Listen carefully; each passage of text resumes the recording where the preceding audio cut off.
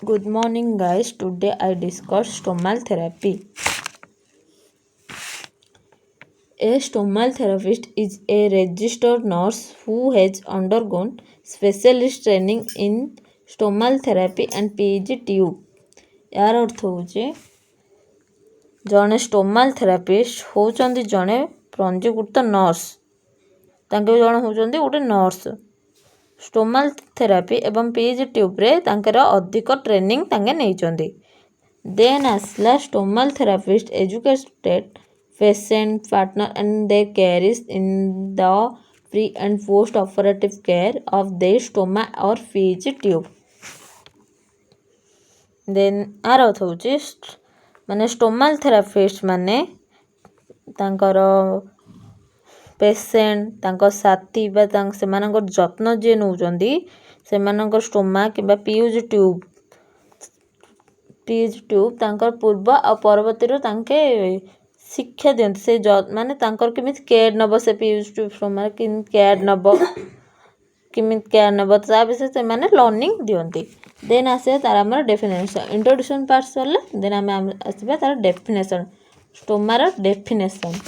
A stoma is a surgical created opening which allows the elimination of body waste such as urine and feces from the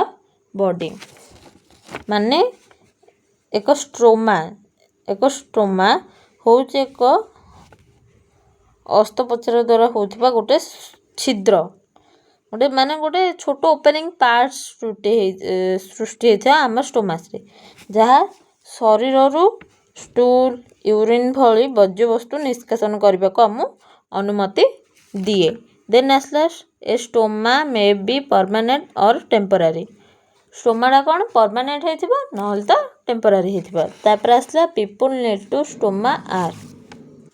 people कौन need करूचंदी stoma पे सेटा हमें देखिबा then trauma to the bowel first point है आमर trauma to the bowel माने bowel माने आमर कौन अंतःनली आमर अंतःनली रे किछ गोटे आघात हेबा देन आसला कैंसर तापर radiation damage to the bowel आमर जो अंतःनली अछि सेथिरे किछ रोग होबा माने रेडिएशन क्षति होबा आमर किछ भी माने आघात होबा क्षति माने कटि जाइथिबो माने रप्चर हो जाए किसी भी abnormalities a person is born with congenital माने एटा तार जन्मगत अस्वाभाविकता थिबो तापर इन्फ्लेमेटरी बाउल कंडीशन यार अर्थ होची हमर बाउल रे किछ गोटे रोग होबा देन तापर हमर आसला to project a joint in the bowel anastomosis माने एटा कौन हमर बाउल रे जो जॉइंट अछि से माने से जॉइंट अनास्टोमासिस को से सुरक्षा दोची हला सेटा हमर सुरक्षा दोची तापर टाइप्स आसला टाइप्स ऑफ स्टोमा हमर स्टोमा मेनली होची 3 टाइप्स फास्ट आमर स्टोमा है कोलेस्टोमी इलियोस्टोमी देन आसले इलियल कंडुइट आमर फास्ट कौन आसले चलो देखिबा कोलोस्टोमी कौन a surgical opening into the large bowel or colon आर अर्थ कौन आमर जो अच्छी लार्ज बाउल बा कोलन अच्छी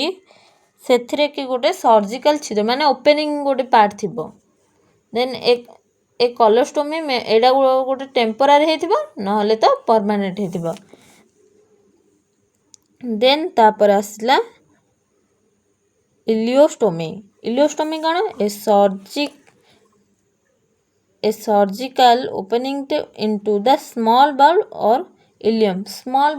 बाउल माने हमरा होचे इलियम डा हमर से इलियम रे एक सर्जिकल छिद्र थिबे जिमिति हमर कोलोस्टोम रे थिला लार्ज बाउल रे माने हमर कोलन रे थिला गोटे सर्जिकल ओपनिंग माने गोटे छिद्र थिला एडा जिमि इलियन रे थिबो एन इलियम मे बी एटा भी गोटे टेम्परारी एंड परमानेंट। तापर ilium conduit a stoma made from a piece of small bowl to divert urine। Stoma divert urine पाई जो इलियम रो बा स्मॉल बाउल रो एक खंडरू तैयारी होइची। आमर देन आसला पीजी ट्यूब। पीजी रो फुल फॉर्म होउची परक्यूटेनियस एंडोस्कोपिक गैस्ट्रोटोमी। एटा गोटे ट्यूब हला। A PEG tube is a tube insert surgically into the stomach through the abdomen.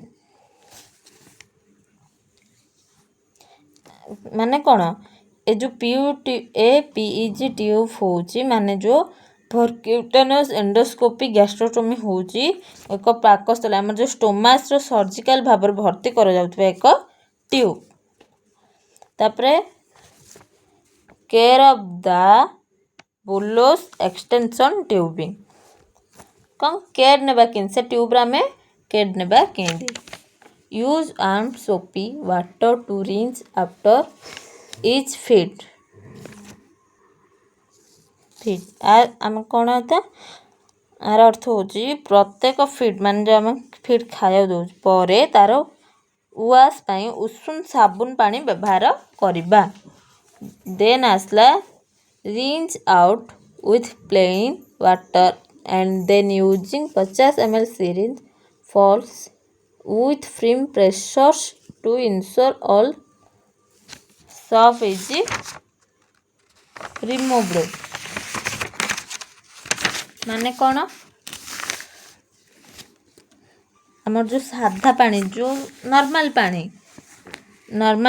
रे धोइबा एवं तापर समस्त जो जेती जो साबुन व्यवहार करचे ताकू जाके निश्चय भाव 50 ml सिरिंज व्यवहार कर दृढ़ चापर फ्लाश करबे जहाँकि से जो जहाँ भी ड्राए थिबो सेटा सुखिबो। देन आसला shake dry then towel dry. Shake माने हल्ले की सुखेबा देन तापर टावल रे सुखेबा। Place in zip lock bag or plastic sealed container and store in the fridge. एटा कौन डी माने जिप लॉक बैग रे किंबा प्लास्टिक सील करे जाइते पात्र रे रखिबा एवं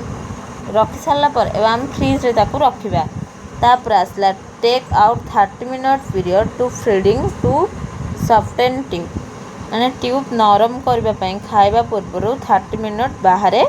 रखिबा। Thank you for watching video.